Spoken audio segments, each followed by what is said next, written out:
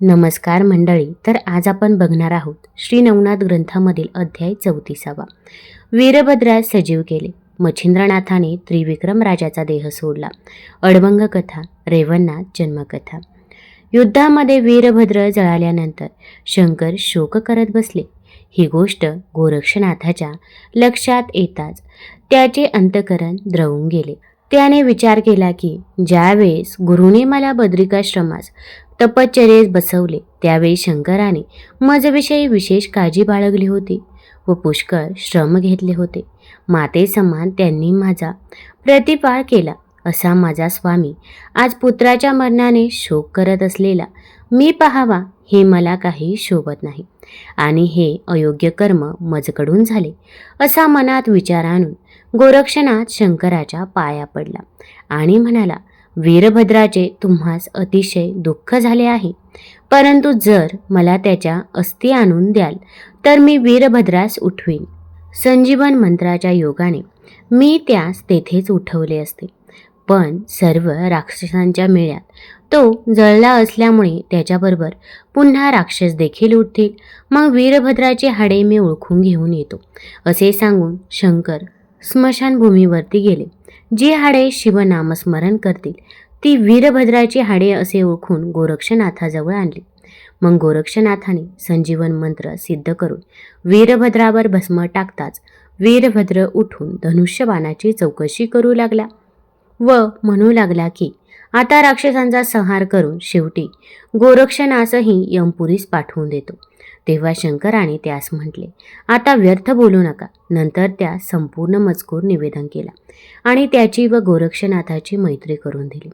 इतक्यात वायुचक्री भ्रमत असलेले 72,84,00,000 शिवगण गोरक्षनाथास नमस्कार करून परत कैलासास गेले.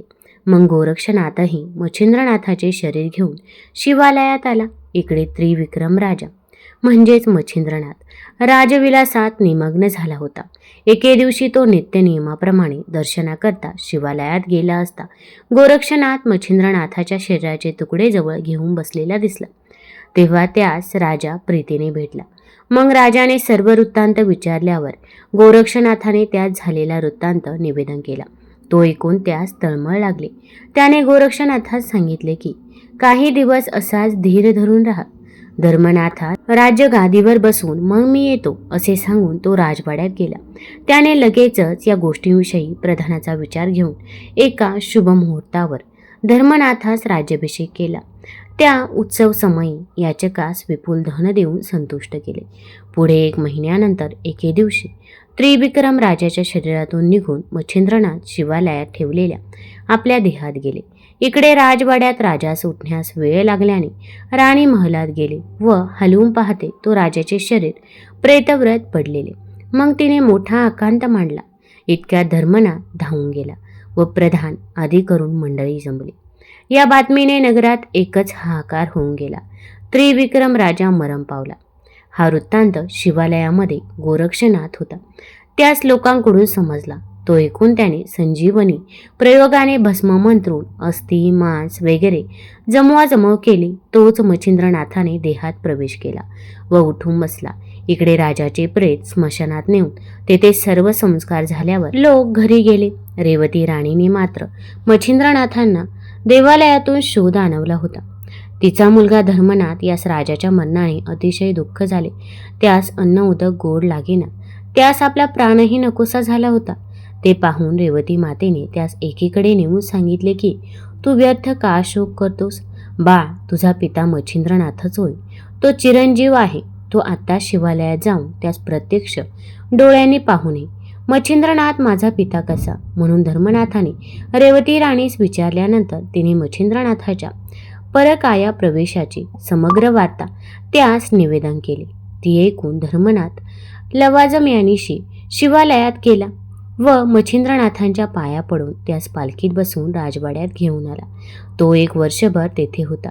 नंतर मच्छिंद्रनाथ, गोरक्षनाथ, चौरंगीनाथ हे तीर्थयात्रेस जाण्यास निघाले. त्यासमयी धर्मनाथास परम दुःख झाले. तोही त्यांच्या समागमे तीर्थयात्रेत जाण्यास सिद्ध झाला. तेव्हा मच्छिंद्रनाथाने त्यांची समजूत केली की मी 12 वर्षांनी परत येईन. त्यावेळी गोरक्षनाथकडून तुला दीक्षा देईन व नंतर माझ्यासोबत घेऊन जाईल. आता तू रेवतीची सेवा करून आनंदाने राज्यवैभवाचा उपभोग घे. अशा रीतीने मच्छिंद्रनाथाने त्याची समजूत केल्यावर ते तिथे निघून गेले. ते तिघेही तिथून निघाले. ते त्रिवर्ग तीर्थयात्रा करत करत गोदातटी धामानगरात येऊन पोहोचले. त्या ठिकाणी गोरक्षनाथास माणिक शेतकऱ्याचे स्मरण झाले. त्याने त्या मुलाबरोबर झालेला सर्व मजकूर मच्छिंद्रनाथास कळवला. मग शेताची जागा लक्षात आणून तिघेजण माणिकाजवळ गेले. तेथे तो काष्ठासमान उभा असलेला त्यांनी पाहिला. त्याच्या अंगावर तिळभर सुद्धा मांस नसून हाडांचा सांगाडा मात्र उरला होता व तोंडाने सारखा राममंत्राचा जप चालला होता.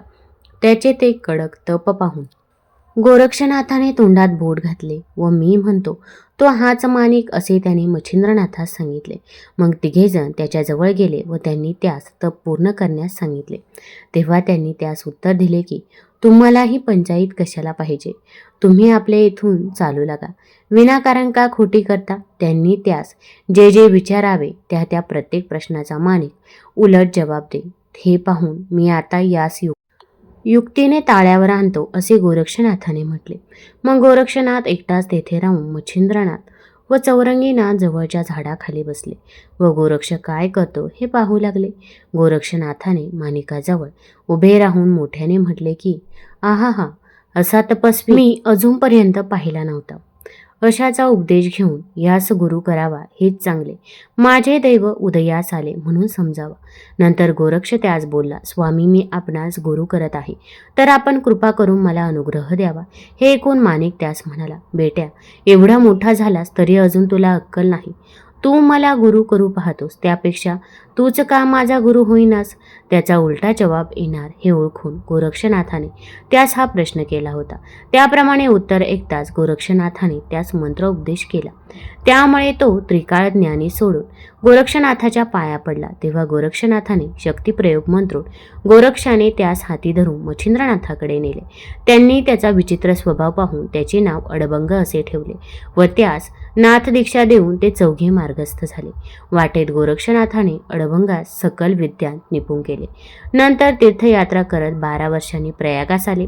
त्यावेळेस धर्मनाथ राजास पुत्र झाला असून त्याचे नाव त्रिविक्रम असे ठेवले होते. हे चौघे गावात आल्याची बातमी धर्मनाथास समजताच तो त्यास सामोरा जाऊन राजवाड्यात घेऊन गेला. धर्मनाथाने आपल्या मुलास राज्यगादीवर बसून आपण योगदीक्षा घेण्याचा निश्चय केला. माघ महिन्यातील पुण्यतिथी द्वितीया, जिला धर्मबीज असे म्हणतात, त्या दिवशी गोरक्षनाथाने धर्मनाथास अनुग्रह देऊन दीक्षा दिली. त्यावेळी सर्व देव बोलवले होते. नगरवासी लोकांचाही मोठा मेळा जमला होता. सर्वजण प्रसाद घेऊन आनंदाने आपापल्या स्थानी गेले. दर साल असाच उत्सव होऊन प्रसाद मिळावा अशी देवांना सुद्धा सर्वांनी आपली इच्छा दर्शवली. मग धर्मनाथ बीजेचा उत्सव प्रतिवर्षी करण्याच्या गोरक्षाने त्रिविक्रमास आज्ञा दिली. तेव्हा सर्वांस आनंद झाला व दर साल या दिवशी उत्सव होऊ लागला. गोरक्षनाथाने आपल्या किमयागिरी नामक ग्रंथात असे लिहिले आहे की आपापल्या शक्तीनुसार जो कोणी ही विजेचे व्रत करेल त्याच्या घरी दोष, दारिद्र्य, रोग आदी करून विघ्ने स्वप्नात देखील यायची नाहीत. त्या पुरुषांचा संसार सुयंत्रित चालेल. प्रत्यक्ष लक्ष्मी त्याच्या गृही वास्तव्य करेल. याप्रमाणे धर्मनाथ बीजेचा महिमा होय. धर्मनाथास नाथदीक्षा दिल्यानंतर ते तिघेजण त्यास घेऊन निघाले. त्यांनी तीर्थ फिरत फिरत बद्रिकाश्रमात जाऊन धर्मनाथास शंकराच्या पायांवर घातले व त्यास त्याच्या स्वाधीन करून तपश्चर्येस बसवले. नंतर 12 वर्षांनी परत येऊ असे सांगून तो तिघेजण तीर्थयात्रा करण्यास गेले व मदत भरताच ते पुन्हा बद्रिकाश्रमास गेले. मग तेथे मोठ्या थाटाने मावदे केले. मावद्याकरता सर्व देवांना बोलावून आणले होते. मावदे झाल्यावर सर्व देव वर देऊन निघून गेले व मच्छिंद्रनाथ, गोरक्षनाथ, चौरंगीनाथ, अडबंगनाथ व धर्मनाथ असे 5 जण तीर्थयात्रेस गेले. ब्रह्मदेवाच्या वीर्यापासून पूर्वी 88 सहस्र ऋषी उत्पन्न झाले. त्याच वेळी जे थोडेसे रेत पृथ्वीवर रेवा नदीच्या तीरी पडले. ज्ञात चमस नारायणाने संचार केला तेव्हा पुतळा निर्माण झाला. ते मूल सूर्यासारखे दैदिप्यमान दिसू लागले. जन्म होताच त्याने एकसारखा रडण्याचा सपाटा चालवला.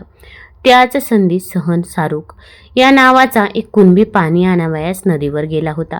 त्याने ते मूल रेतीत पडलेले पाहिले तेव्हा त्याचे हृदय कळवळले. त्याने त्या मुलास उचलून घेतले व घरी नेले आणि रेवातिरी वाळवंटावर पुत्र मिळाल्याचे वर्तमान स्त्रीस सांगितले व त्यास तिच्या हवाली केले. तिने आनंदाने त्या स्नान घालून पाळण्यात आपल्या पोटच्या मुला शेजारी निजवले. तो रेवतिरी रेवेत सापडला म्हणून त्याचे नाव रेवणनाथ असे ठेवले. त्यास थोडे थोडे समजू लागताच तो काम करण्यास बापाबरोबर शेतात जाऊ लागला. तो 12 वर्षाच्या वयात शेतकीच्या कामात चांगलाच हुशार झाला. एके दिवशी रेवणनाथ मोठ्या पहाटेच उठून आपले बैल रानात चरण्यास नेत होता. त्या समयी लखलखीत चांदणे पडले होते. यामुळे रस्ता साफ दिसत होता. इतक्या दत्तात्रेयांची स्वारी पुढे येऊन थांबली. दत्तात्रेयास गिरनार पर्वती जावयास होते. त्यांच्या पायात खडावा असून त्यांनी कोपीन परिधान केले होते. जटा वाढवल्या असून दाढी मिशी पिंगट वर्णाची होती. असा तिन्ही देवांचा अवतार जे दत्तात्रेय ते जात असता त्यांची व रेवणनाथाची भेट झाली. त्यास पाहताच रेवणनाथास पूर्ण ज्ञान होऊन पूर्वजन्माचे स्मरण झाले. मग आपण पूर्वीचे कोण व हल्लीचे कोण व कसे वागत आहोत याची त्यास रुकरुक लागली. तसेच मला आता कोणी ओळखत नाही, मी अज्ञानात पडलो असे त्यास ज्ञान होऊन तो स्तब्ध राहिला. तेव्हा तू कोण आहेस असे दत्तात्रेयाने त्यास विचारल्यावर त्याने उत्तर दिले, तुमच्या देहात तिन्ही देवांचे अंश आहेत. त्यात सत्वगुणी जो महापुरुष तो मी असून मला येथे फारच कष्ट भोगावे लागत आहे. तर आता कृपा करून या देहास सनात करावे. इतके बोलून त्याने दत्तात्रेयांच्या पायावर मस्तक ठेवले. त्याचा दृढ निश्चय पाहून दत्तात्रेयांनी आपला वरदहस्त त्याच्या मस्तकावरती ठेवला.